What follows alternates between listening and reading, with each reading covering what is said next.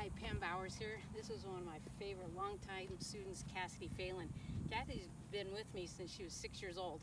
So obviously she's outgrown me by quite a bit, but she's been playing since she was in kindergarten, and now she's getting ready to start her sophomore year in college.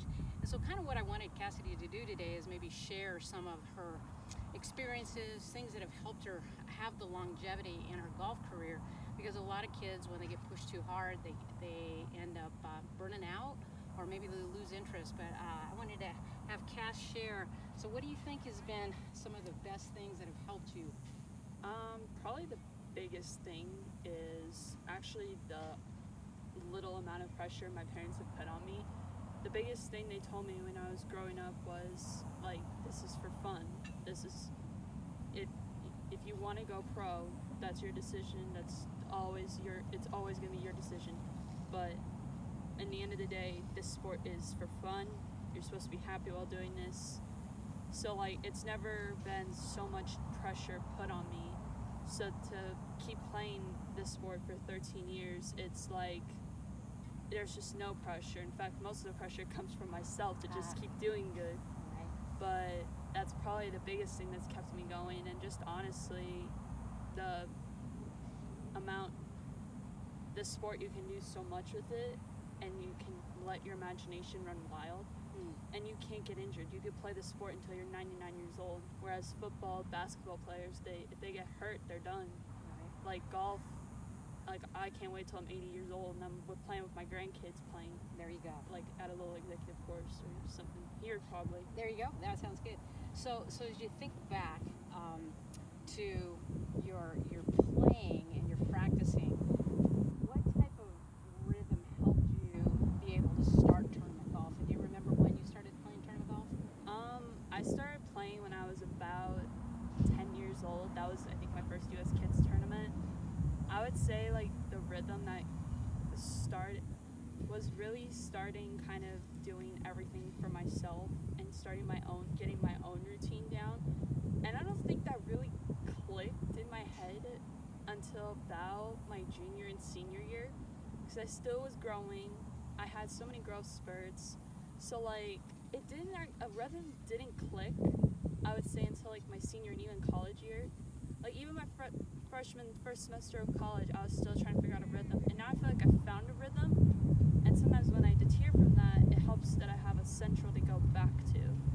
And I would say probably another big aspect that's helped me is reading, like, golf psychology books, because it helps you condense to that rhythm. And I wish I learned about that, like, when I was 10.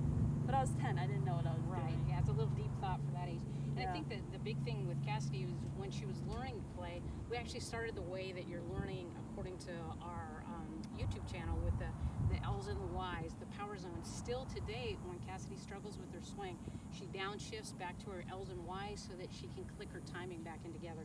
So you made a comment about how much you've grown, okay? And so obviously, one of the things when you grow, we used to say that you grow 2 steps forward, but you take a step back because you get a little bit uncoordinated while you. Oh, for sure. Yeah, and I think that one of the things that we worked really hard to do is just keep Cassidy encouraged, because when you go through a growth spurt, you can't do the things that you used to do because your body's continuing to change. Yeah. And so for Cassidy, one of the big things was her equipment. I don't know if you want to share a little bit about the process of going from your little kid clubs to what you got now. Yeah, well, to be perfectly honest, I don't think I was in kids clubs for that long. It took a little bit to really figure out what clubs actually fit me, mostly because I felt bad. I just kept growing, so I was like, oh no, we have to pay another $100 for clubs again.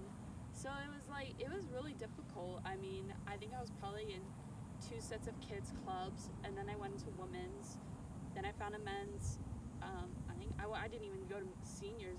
We realized that I couldn't do seniors, so we went straight into men's, and now we went through that men's set. Now we're on my latest one, which hopefully I stopped growing. That'd be really nice. But this is, I feel like, probably my favorite set, probably because I've shot my best scores with these clubs, and I haven't had to change them in less than a year. So Right. I've had these for 2 years. That's a new record. Well, and we had Cassidy fit for adult clubs back when she was probably about a sophomore, maybe a Yeah. freshman or sophomore in high school. And from there, it really made a difference. So I know a lot of times people want to invest in golf shoes, they want to invest in really, really nice golf clubs. But U.S. Kids Clubs were there for her from, I think she had a green set, and then she had the maroon set, and she went right Yeah, into I a was lady gone. set from there. But the other thing is I think with Cassidy's doing now is she's just paying attention to her grips, making sure she gets her clubs regripped because she plays quite a bit. So she regrips her clubs every 6 to 10 months.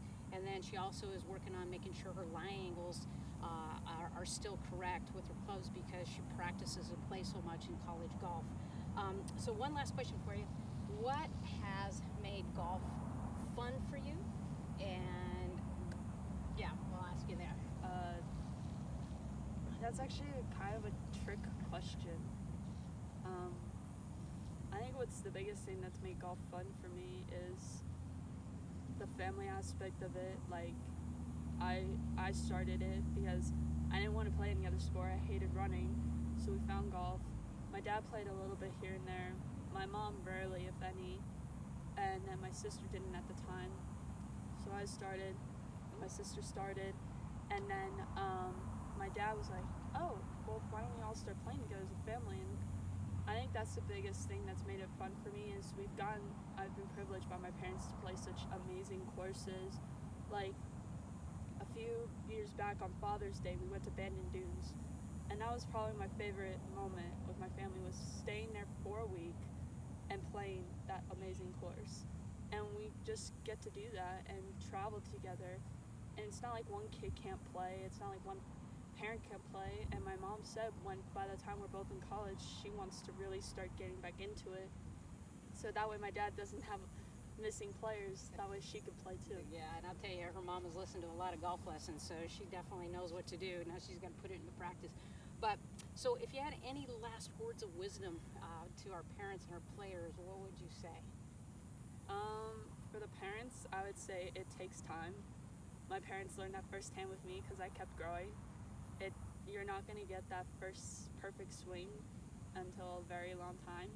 Even when you just first start, like, it takes a little bit. Like, when I'm frustrated out on the course, I realize that it might just not be my day, and it's not going to be your day. It might not be your week, but it takes time. So I would say, like, for parents, it definitely takes time. It's not going to be perfect at first, but that's probably great advice for the kids. Like, it's not going to be perfect, and that's what makes golf so beautiful. It's not perfect.